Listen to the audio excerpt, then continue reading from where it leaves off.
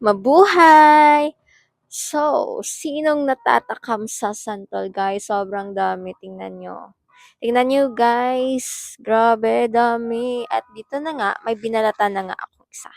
Titikman natin ngayon. Grabe, ngayon na talaga ako kakain nito, guys. As in, kasi hindi ko sure kung kaya ko siya nguyain. O, sige, try natin.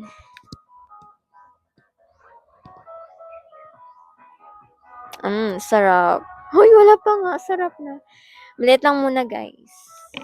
At ito, may asin ako.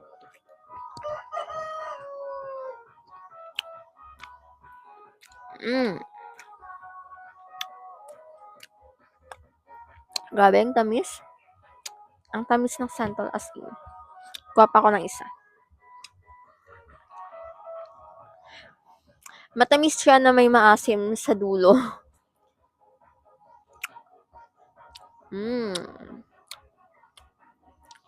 Gusto nyo? Yun lang. Bye!